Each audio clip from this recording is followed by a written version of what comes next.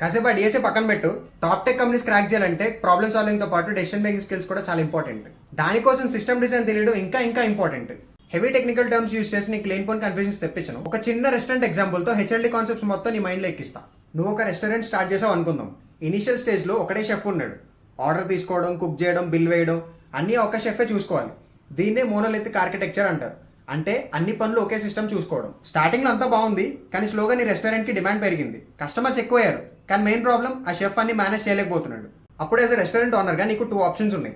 Option 1, ఆ ఉన్న chef కి ఇంకా ఫాస్ట్ గా పనిచేయడానికి బెటర్ ఎక్విప్మెంట్ ఇవ్వడం.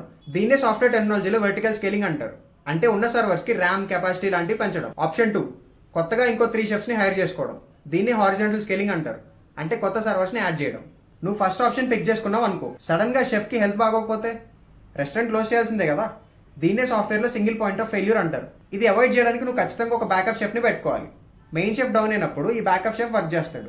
సాఫ్ట్వేర్లో ఇలా బ్యాకప్ సర్వర్స్ని మెయింటైన్ చేయడాన్ని రెసిలియంట్ సిస్టమ్స్ అంటారు. ఇంకా క్లియర్గా చెప్పాలంటే ఇలా బ్యాకప్ తీసుకునే ప్రాసెస్ని మాస్టర్ స్లేవ్ ఆర్కిటెక్చర్ అని కూడా అంటారు. కొన్ని డేస్ తర్వాత బిజినెస్ ఇంకా పెరిగింది, కొత్త షెఫ్స్ని హైర్ చేసుకుంటున్నావు. ఇక్కడ నీ హైరింగ్ స్ట్రాటజీ చాలా ఇంపార్టెంట్. ఒకే షెఫ్ని హైర్ చేసుకుని అన్ని ఐటమ్స్ చేయించే బదులు ఈచ్ ఐటమ్లో ఎక్స్పర్టీస్ ఉన్న మల్టిపుల్ షెఫ్ని హైర్ చేసుకోవడం బెటర్. ఎవరి డ్యూటీ వాళ్ళది. దీన్ని హెచ్ఎల్డీలో మైక్రో సర్వీసెస్ ఆర్కిటెక్చర్ అంటారు. ఇప్పుడు అదే ఏరియాలో పవర్ కట్ అయింది. అప్పుడు ఏం చేస్తావు? బిజినెస్ ఆగిపోకుండా ఇంకో ఏరియాలో కొత్త బ్రాంచ్ ఓపెన్ చేస్తావు. ఇక్కడ డౌన్ అయినా అక్కడి నుంచి బిజినెస్ నడుస్తుంది. దీన్నే డిస్ట్రిబ్యూటెడ్ సిస్టమ్స్ అంటారు.